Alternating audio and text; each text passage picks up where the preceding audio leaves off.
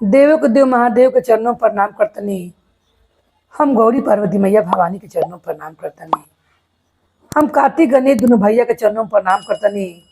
सभी देवी देवता के चरणों पर प्रणाम करतनी और महादेव से ही दया मांगतनी कि हे महादेव रुआ सब पर दया करी, पल पल दया करी। हे महादेव। गुरु भाई बहन लोग, आज हम आप लोगों के एक भक्त की कथा सुनाए वाले बनी कि महादेव कैसे भक्त हिया, कौन भाव से आवेनी और कैसे वो भक्त यहाँ रह जानी। एक गांव में एक गुरु भैया रहत रहनी। गुरु भैया जहाँ भी चर्चा होके, जहाँ भी गुरु बहन लोग चर्चा करस, वो जाकर भजन कीर्तन करस। उनका भजन बहुत ही प्यार है और सब कोई से बढ़िया गावत रहे और उनकर आवाज़ बहुत महादेव के पसंद रहे, क्योंकि भजन तो सब कोई करेला, मगर भजन सब कोई के भजन पसंद ना आवे।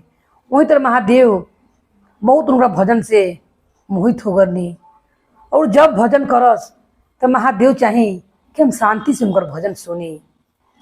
यदि महादेव सोचनी पर्वत पर रहनी तो सब उनकर गण लोग हल्ला करस, लोग नंदी लोग तो निमन से भजन ना सुन पाई।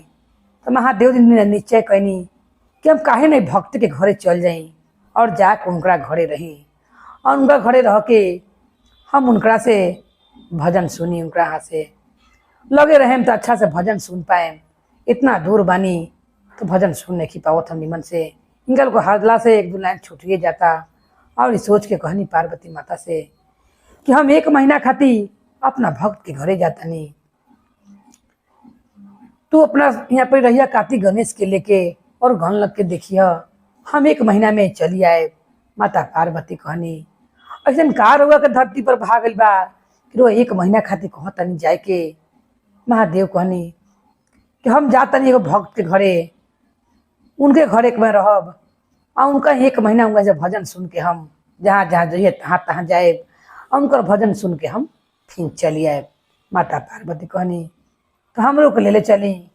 महादेव कहनी वो बहुत गरीब बानी, उनका लगे एक आदमी को रख ले काम पर वही बहुत बा, वो 2 आदमी के कैसे खर्चा चले और रखिए।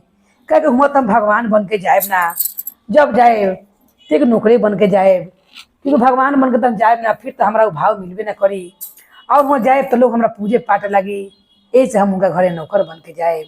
माता पार्वती कहनी ठीक बता वह जाए। और महादेव एगो साधु बनकर रहनी और कहनी कि हमरा के अपना संगे रख ली, फिर वह दुआरी पर जे गाय बा उनका के बांध देव हम और हमरा के 2 टप के भोजन दे देम और जहाँ जहाँ रुआ भजन करे जाएम तहाँ तहाँ हम रुआ संगे चलेम। वो भक्त रहनी गुरु भैया कहनी कि बताई कि हमरा संगे कहाँ कहाँ जाएम। हमरा कहूँ कहूँ से बुलाहट आवेला और कहतनी कि हम गाय वो बांध देम, 2 देम, सब कर देम। उतने मुझे पत्नी सुनत रही गुरु भैया के। सोचली कि चलो एक आदमी फ्री के मिल जाता रहे, वो गाय गुरु बांध दी है, गोबर गुथार उठा दी है, ना होई तनी उन्हों घर बाहरे कह दे, फ्री के आदमी मिलत रहे, जरूर तनी हमारा आराम हो जाए। यही सोच के कहली गुरु भैया से अपना पति से तो रख ली का हो जाई, इतना करे के कहता रहे तो रख ली। पति कहले कि 2 आदमी खर्चा उठावल मुश्किल बा, 3 आदमी कहाँ से चली खर्चा। वो कहले जो घरे गए रहे महादेव कि जौने दिन वाला वही हम खा ले, हमरा का 2 दिन तो बहुत पी के सूझ जाए, हमारा भोजन के चिंता मत करी, मगर जहाँ जहाँ रुआ जाए वहाँ वहाँ हमरा के जरूर ले चले। वो कहनी कि ठीक बा। और एक दिन बगल के मंदिर से बुलाहटा आयल। अब भर घरे काम पड़ले रहे, गोबर गोथार भी पड़ले रहे, दोपहर के टाइम रहे, गाय के लेदी पानी देवे के समय हो रहे।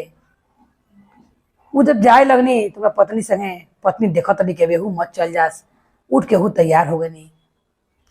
गुरु भैया कहनी कि आज मत जाई, से आज घर ही रही, दूसरा दिन हुआ जाए, आज मत जाई। वो कहनी कि ना कह के महादेव जानता नहीं कि हम 1 दिन का से भजन से दूर ना सकिले, इनका भजन हमरा सुने खातिर इनका संगे जाए के बाद तो जाए के बाद। पत्नी रही उ सोचली कि घरे भैया ना गई समझावता तो अगले से अलगे से सुनत रही। वो कुछ ना बोलली और चल गई संगे संगे। संगे संग गई जब चलते चलते बीच चौड़ा रहे, चौड़ा में बड़ी कड़कड़ा घाम कर रहे, उनका प्यास लग गई। प्यास लगल गुरु भैया के। तब कहनी कि कहाँ से पानी मंगाई, कहाँ से पानी पी, बहुत कस के प्यास लागल बा, इतना प्यास लागल बा। अब कहूँ लोग तो निके इनार कुआं कल कहूँ निके दिखाई देत कि हम तनी पानी पी ली। महादेव सोचनी कौन सुखा रही कि भजन कैसे गई हैं, अरे भजन गई है ना तो हम सुनब कैसे। देखनी कि एकदम पसीना से तरह तौर भइल बनी, प्यासे लड़खड़ा तनी। उतरे में कहनी कि ना होला तम आवत तनी, देख के अगल बगल में कहूँ पोखरा उखरा हुई तब पानी ले आओ तनी नदी उदी में से, कोई चापा कल लौकत नहीं। वो घड़ी वो गुरु भैया ध्यान ना देनी, कैसे एक बैग जान गई नहीं हमारा मन के बात। अब कहनी कि हाँ देखो कहूँ अगल बगल में अगर कल बा चाहे कुएं तालाब बतन पानी ले आओ, प्यास लग रहे, वो तो बात पर ध्यान देनी ना। महादेव वहाँ से हट के गई नी चौरा में और अपन जटा अपने रूप में आ गई और अपन जटा से गंगा माई के से पानी कमंडल में ले लेनी, लेके वो चले नी। जब अनी भर पानी के देख एकदम खुश हो गई नी गुरु भैया, वो पानी पी लेनी। जब पानी पी लेनी तब वो देखा तनी, अब वो सोचा तनी कि चौरा में सुनसान चौरा में कहाँ से इनकरा मिल गई है कि कमंडल भी ले ले बने, पानी के गंगा जी से सवाद बा। और जनले कैसे कि हम पानी पियब, वो तो धुन बुझाई ना रहे। बाद में सब बात पर बोल करनी तब वो कहनी कि के है हमरा के बताई, और पानी पानी खाने नहीं लागत, इत गंगा जल के स्वाद लगाता। के है ये कहाँ से गंगा जल आयल है, और वो जननी कैसे कि हमरा पानी पिए के बा, अपन रूप दिखाई। कहूँ महादेवे तो नहीं खी, हमरा के दर्शन दी। उसी समय महादेव दर्शन देनी। वो भक्त महादेव के चरण पर गिर जानी और कहनी कि हमरा कहाँ तक रहुआ का स्नान कराव चाहिए, भोग लगाव चाहिए, और वह हमरा खातिर जल लेनी, वही गंगा माँ के पानी लेनी, हम तो धन धन हो गई नहीं। महादेव कहनी कि तू तो हमरा देख ला जान लेला, मगर तेरा संग में हम भजन सुने चलब। वो कहनी कि वो संगे संगे कहे कि हमारा संग संग घावा में चलता नहीं, वो चुटकी बजान तो कहाँ से कहाँ पहुँच जाए। महादेव कहनी कि तारा भजन में हमरा बहुत आनंद आवेला, और तारा भजन सुन के हमरा बहुत मन खुश होला। ऐसे हम तारा लगे संगे संगे 1 महीना खातिर रहे आयल बनी कि हम तारा संगे रही और तारा भजन सुनी। वो कहनी कि हुआ से भाग हुआ से सुन सकता नहीं कैलाश पर से। महादेव कहनी हुआ बहुत लोग गण लोग बा, जब तू भजन कीर्तन कर लो उनका लोग के हर हर महादेव ढेर हल्ला करने लो, इस तनी भजन में तनी दिक्कत हो जाला सुने में, 1-2 लाइन छूट जाला। तेरा लगे से सुनब, तेरा भीरी सुनब तो ज़्यादा अच्छा रही। ये बात तो अपना पत्नी से मत बताइह कि हम के बानी, जे बतैब तही हम छोड़ के चल जाए। कहले उनका गुरु भेज रहे कि हम कुछ ना कहेब, हमारा धन धन भाग के हमारे घर में रुआ पधरनी, और रुआ हमारा घर में आके गाय गो दोह तनी बताई ये कितना बड़ा हमरा से गलती हो गई। और हुआ से वो भजन कीर्तन करके अपना घरे गई। जैसे घरे गई पत्नी उठली सुत रखा देखा तारी दोपहर में जाए घर तो देखले न रही कि गाय के लगे गोबर पड़ल बा, गाय के लेदी पानी नहीं देवल। वो डंटा उठा के लागेली कहे कि आज मारा बा घर से निकाल देव। और जैसी वो आग बढ़त रहेला कल का जही आलू आठी से के जला देव। लेके जैसी दौगेली उनका लगे जारी ठेकावे खातिर तो कहले गुरु भैया कि का करता रू, अरे आओ कोई नहीं महादेव हैं। अब वो जब सुने ले तो वहाँ से महादेव अंतर ध्यान हो जानी, क्योंकि महादेव कहले रहनी कि जब तू अपना पत्नी से बात बता देब तेरा घर तनको ठहरब ना हम। अब वो कहली कि कितना बड़ा गलती हो गई, हम तो जनी जे काम ना कैले अभी रोज संगे चल गए, कहीं कहले रहे कि हम काम करें, हमरा के जौन बुझाई तुम खाए पी के दिहलो। हम यही खीस मूड किने के लगे तनी कि बताओ ये कुछ कैले ना रोज संगे संगे संगे चल गए, रोज गई जरूरी बा।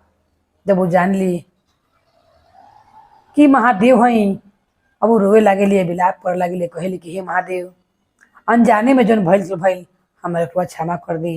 रो अपना घरे आईनी, हम रो के जान ना पहनी पहचान ना पहनी, हमरा के क्षमा कर दी हे महादेव। और जहाँ से जानी वहाँ पर चरण के लगे फूल बन जाला। वो जे पड़ी दोनों ने फूल उठा के अपना सिर से लगावेला और महादेव के कोटि कोटि नमन करला और कहनी कि हे महादेव हमरा करुआ दर्शन दी, न तो हम व्याकुल रहब। ओई समय माता पार्वती और कार्तिक गणेश के संगे दर्शन देनी और कहनी कि हमरा तारा भजन से बहुत प्यार बा, जब भी तारा भजन गईबा हमरा सुने के मन करी, हम चल आए और आके तार लगे भजन सुन ले। उतने में प्रसन्न हो जाले और प्रसन्न होकर अपना घरे द्वारे रहे लगले। इतने बात सुन के महादेव के खुश हो जालो कि महादेव हम लगे आवे कहले बानी, हम जब भजन करब तब महादेव हियन। अब वो बाहर ढेर छोड़कर रोज अपना घर ही में भजन करे लगले और रोज महादेव उनके घर में आके उनका तो भजन सुने के रहेला। महादेव के रोज अपना घर में पहले खास प्रार्थना भजन करे के शुरू कर दे और भगवान आकर भजन सुनस और फिर चल जाए। तो महादेव के इतना वो भक्त के भजन से प्यार रहे। हे महादेव उस सौभाग्य हमनी को होके के चाहिए कि रउआ अवश्य भक्त लोग के भजन प्रसन्न हुई, कभी हमनी लोग के दर्शन दी। कहीं हर हर महादेव की जय, गौरी पार्वती मैया भवानी की जय, भैरव भैया की जय, हर हर महादेव की जय।